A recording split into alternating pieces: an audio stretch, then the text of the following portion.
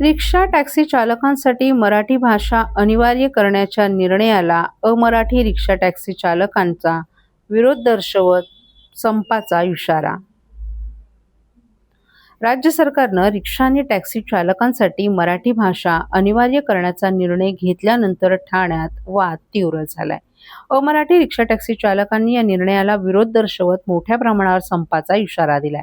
सुमारे 15 लाख चालक रस्त्यावर उतरतील असा दावा संघटनांकडून करण्यात आलाय. दरम्यान मनसे नेते अविनाश जाधव यांनी अमराठी रिक्षा चालकांचा नेमका आकडा किती याचा थेट पुरावाच दिलाय. तसंच 1 तारखेला तुम्ही संप करा, नाहीतर यूपी बिहारला परत जा, आम्हाला काही फरक पडणार नाही असा इशाराही परप्रांतीय रिक्षा चालकांना दिला आहे. राज्यात परवानाधारक रिक्षा आणि टॅक्सी चालकांसाठी 1 मे पासून मराठी भाषा अनिवार्य करण्याच्या निर्णयामुळे वाद निर्माण झालाय. परिवहन मंत्री प्रताप सरनाईक यांनी मराठी वाचता लिहिता न येणाऱ्या चालकांचे परवाने रद्द करण्याचा इशारा दिल्यानंतर टॅक्सी रिक्षा चालक संघटना आक्रमक झाल्यात. परवाने रद्द केल्यास उदरनिर्वाहाचा प्रश्न निर्माण होईल, त्यामुळे या निर्णयाला रिक्षा टॅक्सी चालक संघटनांनी थेट विरोध दर्शवलाय.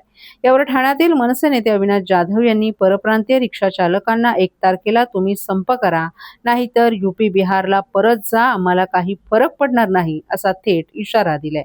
तसंच समाज माध्यमांवर पोस्ट करत अमराठी रिक्षा चालकांचा नेमका आकडा किती याचा थेट पुरावाच दिलाय. 4 दिवसांपासून ऐकतोय 15 लाख रिक्षावाले संपावर जाणार आहेत. खरं तर मुंबई आणि ठाणे, रायगडमध्ये 4 लाख रिक्षा आहेत. त्यातून 60 ते 65% रिक्षा चालक हे मराठी आहेत. मग यूपी बिहारवरून संपासाठी आणखीन रिक्षा मागवणार आहेत का? खोटे आकडे सांगून महाराष्ट्रातील वातावरण खराब करण्याचं काम काही लोक करत आहेत. या सगळ्यांना सांगतो, 1 तारखेला तुम्ही संप करा, नाहीतर यूपी बिहारला परत जा, आम्हाला काही फरक पडणार नाही. खात्रीने सांगतो, एकही माणूस 1 तारखेला रिक्षाची वाट बघत थांबणार नाही. वेळप्रसंगी आम्ही आमच्या गाड्या काढू, लोकांना घरापर्यंत पोहोचायला. महाराष्ट्रात आम्हाला चॅलेंज करायला जाऊ नका, खूप महागात पडेल असा इशारा देखील अविनाश जाधव यांनी दिलाय.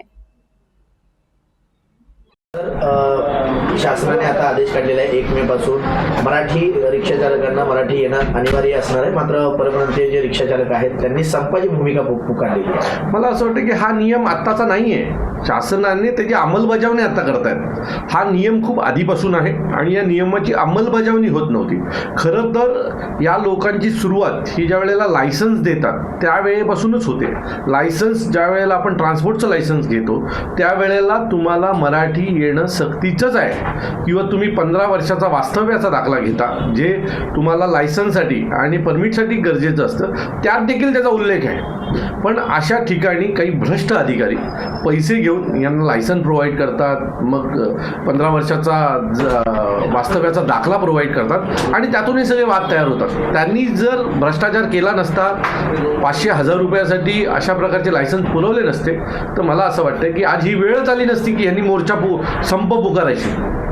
पण मी खात्रीने सांगतो, जर आम्हाला दात दाखवले, आम्हाला डोळे दाखवण्याचा प्रयत्न केला तर तुमचे डोळे हे जागेवर न ठेवता आम्ही आमच्या पद्धतीने करू. कारण एक महाराष्ट्रामध्ये जर तुम्ही राहत आहे आणि तुम्हाला मराठी येत नाही आणि मराठी येत नाही, मराठी बोलणार नाही म्हणून तुम्ही संपावर जाणार असाल तर ते महाराष्ट्र नवनिर्माण सेना खपवून घेणार नाही. सर, 15 लाख रिक्षा संपावर जाणार. कुठून 15 लाख हा आकडा आला कुठून हेच कळलं नाही. आज सकाळी मी RTOच्या अधिकृत अधिकाऱ्यांशी बोलल्याच्या नंतर तो MMR रिझनचा आकडा 4 लाखाच्या वर 4-4.5 लाखाच्या वर जात नाहीये.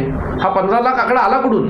बरं, या 4-4.5 लाखांमध्ये 65% वरती ते मराठी रिक्षा चालक किंवा परमिट होल्डर आहेत. सो हा जो आकडा आहे ना, तो महाराष्ट्रातलं वातावरण खराब करण्यासाठी काढण्यात आलेला आकडा आहे. आणि जाऊन बघा संपावर, मग आम्ही दाखवतो.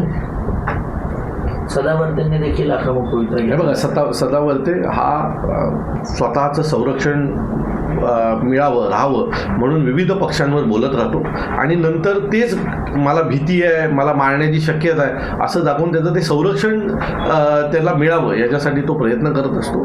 सो मला असं वाटतं की सदावर्तेला योग्य वेळेला योग्य प्रसादाचा कार्यक्रम हा दिला जाईल. काय ना, 25 पोलिसांच्या गडाड्यात फिरून मर्दाच्या गोष्टी करण्यात काय अर्थ आहे ना. आमच्याबरोबर एकही पोलीस नसतं. तरी सुद्धा आम्ही मर्दासारखी बोलतो ना. तर मला असं वाटतं की त्याला योग्य वेळेला त्याचा योग्य प्रसादाचा कार्यक्रम केला जाईल. जर खरंच हे परप्रांतीय जर सपोर्ट गेले तर महाराष्ट्र नवनिर्माण सेनेची भूमिका. मी परत सांगतो, या महाराष्ट्रामध्ये लाखो मराठी रिक्षा चालक आहेत, ते त्या दिवशी रस्त्यावर असतील, आमचे महाराष्ट्र सैनिक रस्त्यावर असतील. वेळ प्रसंगी वेळ पडला तर आमच्या गाड्यांनी लोकांना घरपर्यंत सोडू, पण महाराष्ट्रातल्या जनतेला त्रास होईल अशी कुठलीही गोष्ट घडणार नाही. पण याच्या पुढे संपानंतर मग यांनी रस्त्यावर रिक्षा चालून दाखवाव्यात आम्हाला.